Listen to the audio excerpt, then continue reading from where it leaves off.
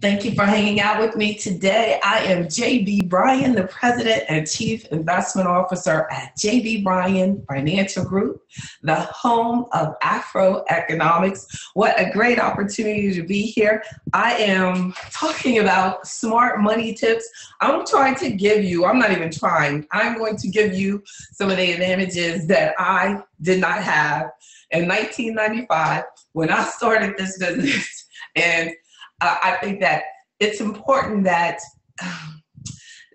we try to give back, that we not even try, that we give back. And if there's anything that I hope that will be said about me after my last day, when my work here is done, is that I gave back. I want to, and that's why doing these sessions is so important. I want to gather a library of free information for people to have the opportunities that they didn't have before us, before me.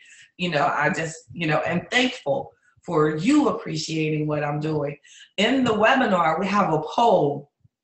And in the poll, it says, I don't know if you all can see the results, but it says like 67% of people watching right now said capital for growth as a business owner is one of their biggest challenges, and financial planning came in at 33%. So that is so extremely positive. I'm so glad I put that up. I'll take that down, and then I'm just going to use that and see. I'm not going to share it with you all, but I'll have it there if you ever.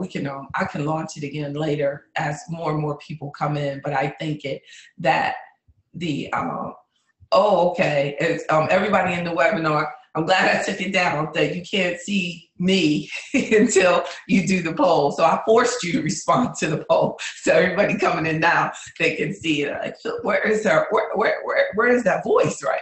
So I'm here for you. So let's talk about some smart money tips that maybe will reduce your need to have that capital, because I know that so many times I've been to sessions for small business owners, and all they talk to us about is how to get this business loan, how to get this loan, and how to ask for something from someone else. And if you know me, I'm all about me trying to create my own world, because I know that as a business owner, we can't rely on other people to buy into our idea. So we have to, especially as an entrepreneur, the entrepreneur is someone who is entering basically new territory. You may have an idea that no one else thought about. So we have to make sure that everything that we do as entrepreneurs, I'm the first Black-owned investment advisory firm in my area. People haven't even heard about registered investment advisory firms when I started mine in 1995.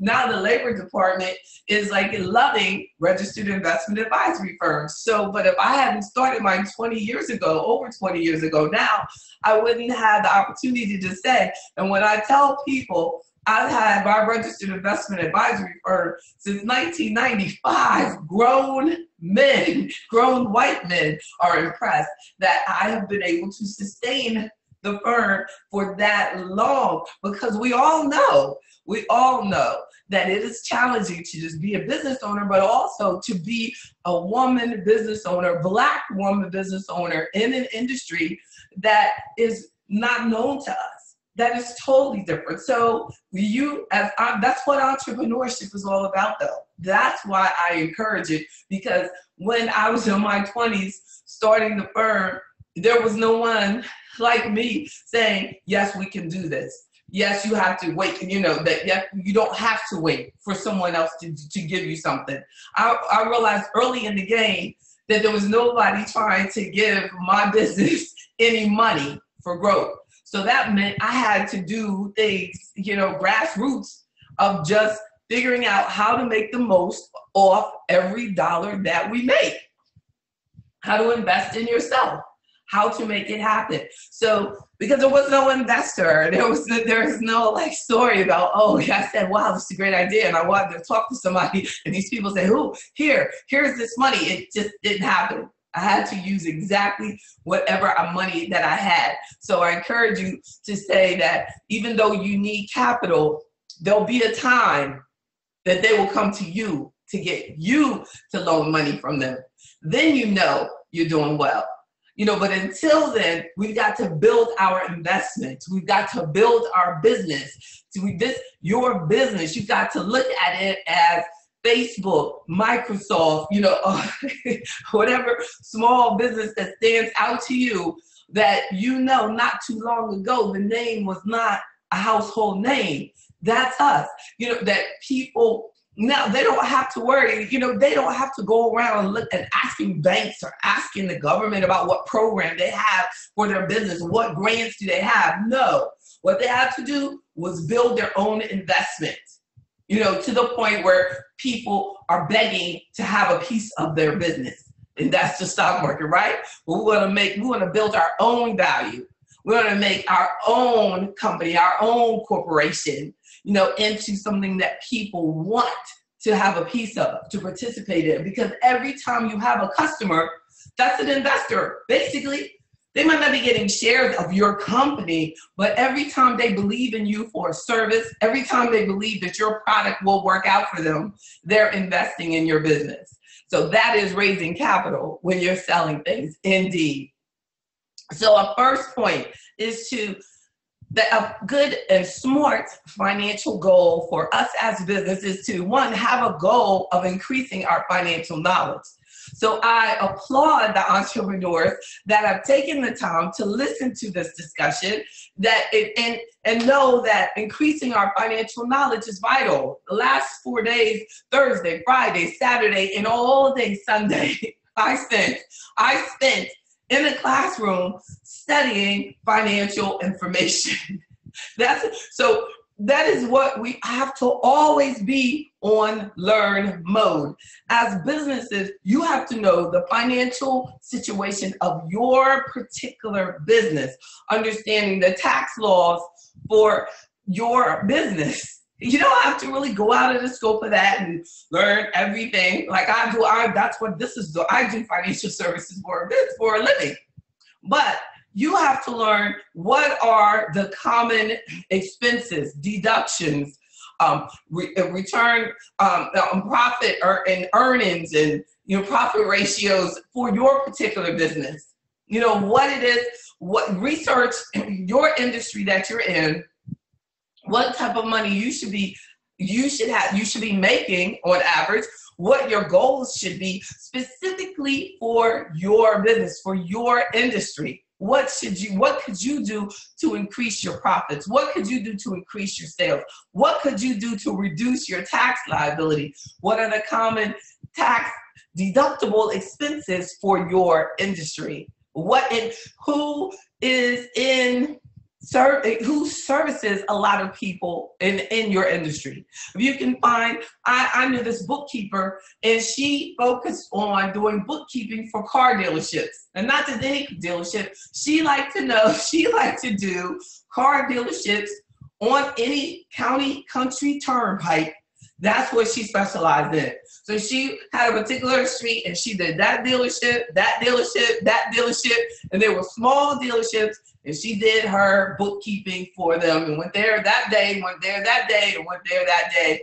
And she was building her business through focusing on that. So whatever business that you're in and you want to find a professional that can help you financially, an accountant, find a bookkeeper that actually knows and understands your business, that can help you, that can maybe help you cut off some of the challenges that you might be facing. They should be working for you in aggressively, not just preparing your tax return, but helping you understand taxation, understand how to avoid these things. Not you meet at the end of the year and then you find out, oh, I have to send this in.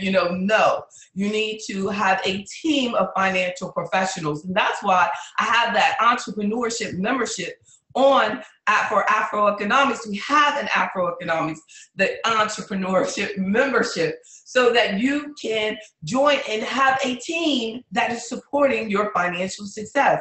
I sit down with the entrepreneur and talk about what their goals are, what their marketing plan is, look at their recent or upcoming tax return, how to change things, how to make this year better, how to increase profits. So understanding the tax laws, having a team, checking out your cash flow, understanding what a cash flow statement is, understanding what a balance sheet is, looking at your own financial statements, having a good team that can explain to you what your financial statements are saying to these possible lenders that you're trying to get the capital from. So if you're saying that 70% of y'all out there are looking for capital for growth, but you're going in and you're putting your information on how you're running things financially, and you're hurting yourself because you don't have a financial professional that's helping you. They're just giving you these spreadsheets, they're giving you these reports to give to the bank, and you're hurting yourself because you don't even know that you're showing them that you don't understand, because everything on there is totally out of whack, all the ratios that they're looking at. So you have to have an understanding so that the next year that you're saying, I know that they should approve me. I know they should approve me because I know that my debts are so low. I know that my ratios are so good. I know that my cash flow is looking great because I know these things and I know their criteria, and I have a team that helps me meet the criteria that they're asking if you're raising capital that way. Also, even if we were raising capital through finding investors for your private company, doing private placements, we still are going to have financial statements that we're presenting to your possible investors. So either way, they want to make sure that your company, when you're building capital, that you have a financially smart and progressive finance company in whatever industry that you're in. A second point is having aggressive financial management. Make sure that your money is working for you, that your money, that you think about your money like an employee.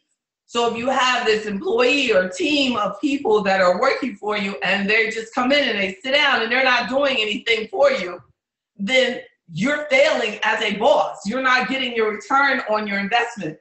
But that's the same thing about your money. If you just get off on the fact that I have this money sitting there in your checking account or whatever, and you need to have things that you're investing in for your business, and you're not doing that, then it's useless to you. And it brings me to my third point, is to have financial perspective and understand that money is a tool, that you have to make sure that your money is working for you all the time. It says that, look what I have here, stop the money flow from flowing in because you're not flowing the money out. So you got to spend money to make money, but how do we spend the money? That's the key. Make sure that you're spending it correctly, right? So that I thank y'all for watching on Facebook. I appreciate that. And to my people, I get carried away. Oh, somebody said amen to that. That's right. I get hyped. So last week somebody had a Q&A and I was like, bye. And then I looked and I was like, oh, I have a question. So make sure you pay that everybody that's on the webinar, please put your question in early. So even if I haven't even come up with it, if I haven't even brought it up, whatever you were thinking about when you started watching, go ahead and put it in the Q&A or the chat so that I will have an opportunity to realize, oh, someone said something to me, because I love the feedback. I really do. So thank you to everybody. And then, so don't keep your money just sitting there. Make sure that your money is working as hard as you are. Making sure that you're putting your money to work. So a fourth point is, if you want your customers to value your business, then you have to value your business. And look, and then I can take that a step farther. You have to know the value of your business. I think that every day we need to know what is the value of your business. If you had to sell your business to someone else, what type of income is your business creating? Do you know how to value your business? Do you know the different ways that we could establish the value of your business? We have too many businesses in our Black community that just close down because something happens to the owner and the family has no succession plan, or the owner had no plan of what comes next. So we need to, and that we can have a whole workshop on that, like how to plan for the future of your business. But you as the business owner have to always think in my, like, how much is my business worth? How do these statements, how do these things tell me? And what does my tax return actually communicate to the IRS? And I really know that I could actually work from sun up to sundown. I have to actually shut myself down. I have to shut it down because there is so much that we need to do as entrepreneurs. So what you have to do is establish a team. I tell you, I thank God every day for first of all, I thank God, you know, for my family. My daughter is wonderful. I thank God for allowing me to have met a man that actually loves me, my hard-working self. I thank God for him. And I thank God for the team that I have of people in my office. Because for 20 years, I know how toxic it can be when you have the wrong team. My executive assistant is on point. That is a quality use of your time, of your money. So we know we can't do everything. So we need to have a team that is actually doing things for us. Too many times I go to businesses and I tell them that that person that is interacting between you and your customer is horrible. No, you're only doing them a favor. And then if they don't react appropriately, then I know they're ignorant. They're too ignorant for me to invest my time and money in. That's the truth. And they're so stupid that they don't understand how important it is to take care of me as a customer, that they don't understand that how important their business name is, their businesses, and how important they are, especially when you're a Black business, how important you are, how you represent yourself, how I represent myself to this world. Not just for my Black people, but I represent all Black people. That's the way I feel. That's what I feel as a Black business owner, that my staff, my business, my name is everything to make this world a better place and the way that they see Black professionals. And I think that we all should see that. We have in Black Business Week, you know, as business owners, and I hate to go on this tangent, but I know that y'all get me, that people will quickly say, I tried to do business with Black people, but they didn't do da-da-da-da-da. So we need to realize that nowhere in the world are we perfect. Nobody's perfect. Nobody's perfect. But if you do have a bad experience with a business that happens to be Black, go on to another business that happens to be Black if that's your goal. You don't say that. I would never say I'm never going to do business with a white person. That is ridiculous to me. And it sounds even dumber when you say that you're not going to do business with somebody that looks like you. That's crazy. So, but when I am told that, when people say that they don't want to have a Black financial advisor, I just say, I feel sorry for them. And they go, why do you feel sorry for them? I said, because they obviously don't think that they are smart. Because if you think that you're smart, then you actually think that someone else that looks like you could be smart. But if you don't think you're smart, and you don't think you do good service, and you don't value yourself, then you cannot value me. So you have to value yourself for your customer's sake, in order for you to think that your customers will value you. So I wrote here is, if you want your customers to value your business, you need to first value yourself. That was number 4. A fifth point is to update, and update. Update everything. Update everything that you can. There is no reason to have antiquated technology. It is amazing to me how cheap things are. See, but because I've been in business so long, I know how expensive it was when I bought my first business computer, my first business. Oh my goodness, even our telephone service in a business was outrageously expensive back in the day. You can actually function, you can operate your business without even a landline. Most people, most businesses, I can't do that. But I actually, but depending on what business you're in, there is always something that needs to be upgraded. Make sure that you're on top of your game, because if you step up your technology, it can actually bring down your expenses, and then you're operating more efficiently, which creates a more profitable business. It's so true. So make sure that if you're saying, I need to update this, but I can't, or this and that, then realize that your lack of being updated actually could be keeping you away from having the customers that you deserve. Like you see on mine here, you'll see I have an app, I have YouTube, I have Facebook access, there's a host of ways for people to fully vet me before they decide that they want to work with me or believe in my investment portfolios or allow me to help them as a member of AfroEconomics. There's a way, I'm everywhere, because I believe that if I were ever going to consider working with an investment advisor or anybody financially, I want to be able to sit down and vet them, check them out. I want to look on their computer and check out everything. Because I've done that on people I was considering doing business with, and I discovered some stuff. And I'm like, wow, that's only the grace of God to bring that to my attention. There's stuff out there. We have to make ourselves available as business owners and allow the increases, the enhancements, of technology, and get things updated, especially like your bookkeeping systems, your invoice systems, so that will help you be able to do your collections more efficiently, everything. So even the appointment process can be so much easier now. They have apps so you can schedule things, even if you're a hairdresser, that people can be right on their phone and they can check your calendar and they can see when you're available, and boom, you come in. You didn't think you had any appointments. Next thing they know, they had 3 appointments that day that were set the night before because people saw they were open, they were available. So, it's so much stuff. Look at what's out there. Update your business. Update the business.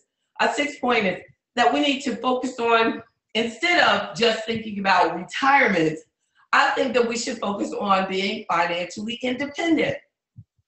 Realizing that if there's anything that we can control, is we can control how much we spend. If you reduce your debts, then your financial independence will be a lot easier for you to achieve. Financial independence is basically getting to a point where your work is paying for you to exist.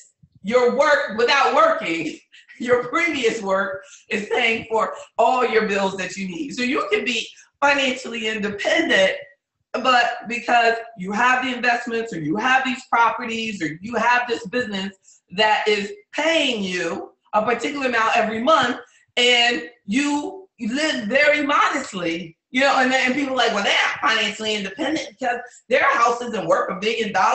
Well, how much debt or assets you have really doesn't determine how financially independent you are. It's, can you take care of your lifestyle that you desire? And that's a personal decision. And then a 7th point is that you're having a marketing strategy that can create new customers. And I think I kind of touched on that about with updates and allowing technology to assist you, getting involved in marketing strategies using the new technology so that you can pull in that the marketing strategy is helping increase your sales and profits and income, so that you're having a regular flow of income versus just intermittent income, and allowing your marketing strategy to help you through the changes that will go into the marketplace, instead of just saying, well, I never make money that month. Well, what can I do? And using a marketing strategy that can help me increase money during what used to be an off month. What do you need to do to avoid that, correct? So then the 8th point is get comfortable with rejection. It's like, what's that have to do with money? But I have found that the more I get rejected, the more things that are not working out, then that means that I'm doing more things to generate income. Because if you're just staying in the office, or you're not trying to increase your sales, or you're not developing, you're not holding any events, or you're not talking to any people, then you don't have to worry about rejection. But when you are doing things, there's going to be rejection. And the most successful businesses have become comfortable with that. I don't want to do that. You know what I'm saying? You just have to be comfortable with that. I was telling a client yesterday, I was like, you know what? I think being the 4th child, the youngest, and all of the rejection that I had to go through as a kid, you know, saying that, it's like, get that kid out of the way. What is she doing? Why is she here? That it just, I got comfortable with it. And I said, hey, that's just part of life. And it allowed me to just it allowed me to just sit down and be humble. look, just keep going and be humble. But, you know, it keeps you, the humility became a part of life that's like, wow, that happens, that's really bad, you know, and keep moving. But it allows you to be constantly exposing yourself to success opportunities. We've got to get comfortable with the rejection so that we can get the sales that we need. And, you know, you got to be out there constantly making those contacts. And they would say, when I started as a stockbroker, and we just sit there and make calls all day, calls all day, calls all day. I was in a room. I was the only female in the ballroom and the only Black person. And we just make calls all day. I developed a new respect for white guys because we were in there hustling together, grinding all day. And we got it in. And then I discovered that, you know, probably I got rejected 20 times out of 21 calls. What? That one time when somebody said, yeah, okay, I'll come in and talk to you. Next thing you know, that's a deal. So getting comfortable with rejection in order to build your business and build yourself as well. So a nice point is do taxes throughout the year. Yes, y'all, we got to do the taxes throughout the year, especially if you're a sole proprietorship. And so many people who are self-employed and are filing as a sole proprietorship, and they forget that they have to pay all of their payroll taxes themselves. So you have to pay that quarterly, you know, and so you need to be mindful of the expectation of the entity that you set up and the style and the taxation of the different types of business entities and how you select them. And I do that a lot with members as well. Deciding if you want to be an S Corp or LLC or C Corp or sole proprietorship. Woo! Yes, but that is a big decision. So, because we have to do taxes throughout the year, regardless of what entity you are. But sometimes sole proprietors just forget that they are a business too. So they've got to be paid. And then a final point. Before I say a final point, let me make sure y'all aren't talking over there. Definitely. Okay, no Q&A over there. Look, and I don't know. Facebook like just has things, but it's like not letting me interactive with it. But thank you all on Facebook. I can see you. I can see you there. I can see me. I see Gigi. I see that Gigi Johnson and CJ Jude. Thank you. Thank you. Next time, y'all register for the webinar and we can even be more interactive. So register at AfroEconomics.com so that you can actually, look, excuse me. That is the first time in a lot of years where I've actually dropped my paper. So let me do the 10th point because I have a fan. It is smoking, so I got a ceiling fan on. So a second point is set goal. My 10th point, my final point. See, my final point is to set goals. Don't spend more than you make. Keep your overhead low. Always increase profits. So we want to make sure I'll go over all of them again. It would be really amazing if the fan just flew all of my papers everywhere. And that I look, and then at that point, the lesson would be, look, sit down, be humble. And then also to put the notes on one sheet of paper. Look, I got like 10 pages for 10 points. So the first one is, money is knowledge. Increase your money knowledge. Have knowledge of your money, but increasing your knowledge, the third principle of AfroEconomics, is vital. So be in touch with financial information, understanding the tax laws, understanding all of your financial statements, understanding bookkeeping. being aggressive, making sure that your money is working hard. If your money is not going into your business, what is it going into? Make sure that your money is at work. If you want to say, I want to invest this, create another source of income, talk to, hopefully me, but talk to a financial advisor. Get your money to work. That definitely. And then our third point is keep it all in perspective, seeing money as a tool. Money is a tool. Keep it working. Keep it in perspective. Don't let money fool you. And then our fourth point is if you want your customers to value your business, you need to value it first. And our fifth point is update your financial systems. Our sixth point is create financial independence, and you can do it. Instead of focusing on retirement, let's focus on being financially independent, because sometimes, especially our young people, you think, oh, retirement's too far away, I won't think about it. So let's think about being financially independent, and then retirement, you'll definitely be prepared. And then a seventh point, marketing strategies that can create customers, definitely create money for you. Get comfortable with rejection. That means that you are working and grinding and doing your business. So that next time you get rejected, say, hey, that's all right.